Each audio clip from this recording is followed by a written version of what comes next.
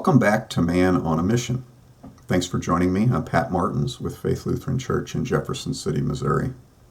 Still in the book, The Hole in Our Gospel by Richard Stearns, and dissecting various pieces of it. Last time we heard about the beggar, a man named Lazarus, and the rich man.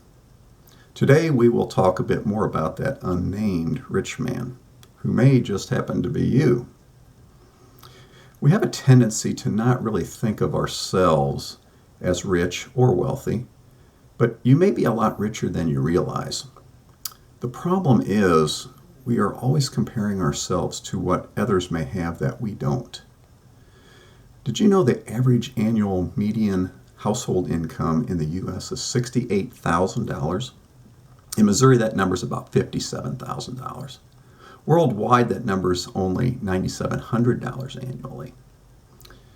The average person in the U.S. will make about $52,000 per year compared to $2,900 annually worldwide.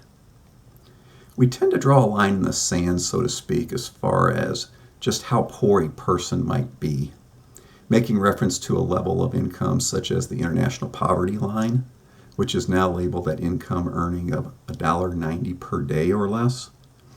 There are lots of different statistics about this and further breakdowns to levels of even deeper poverty, such as absolute poverty, abject poverty, and destitution.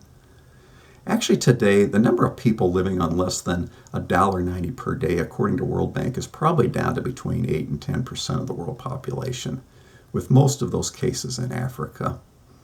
There have been great strides made in this area. Over the last 20 to 30 years, those numbers were much, much higher. But there is still a long way to go regardless. That is still a staggering amount of people.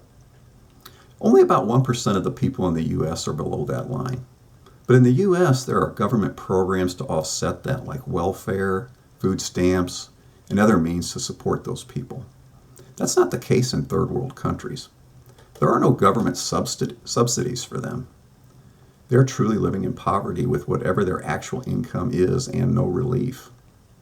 In Haiti, for instance, which is the poorest country in the Western Hemisphere, the per capita income is $450 per year. That's per year.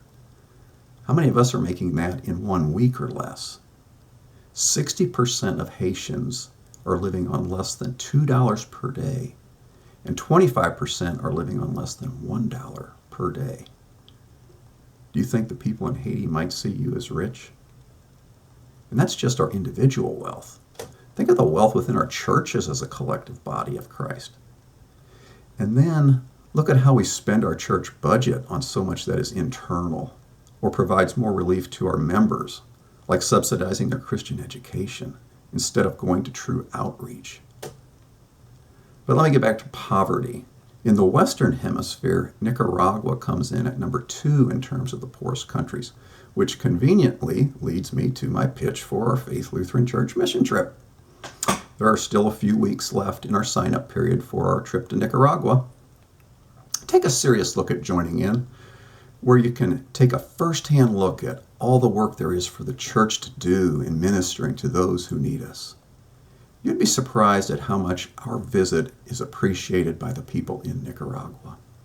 It truly is a blessing to them for us to come and visit and give them hope and support. You know, one of the best ways we express our love for God is by demonstrating His love tangibly to those in need, those around us and around the world. The first half of James 1:27, I think, captures the very essence of this. Religion that God our Father accepts as pure and faultless is this, to look after orphans and widows in their distress. Stern puts it this way: real religion that passes muster before God is to reach out to the homeless and loveless in their plight. Now, I want you to go back and read that section of Luke 16 again about the rich man and Lazarus. See if you do not have a new perspective on who the rich man is. It is you, you know. And as such, God calls you out a lot in the Bible. Jesus said there will always be poverty in the world. It's our job, though, as Christians, to deal with it.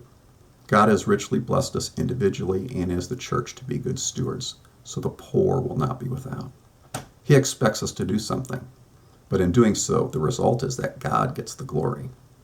So until next time, be a man or a woman on a mission.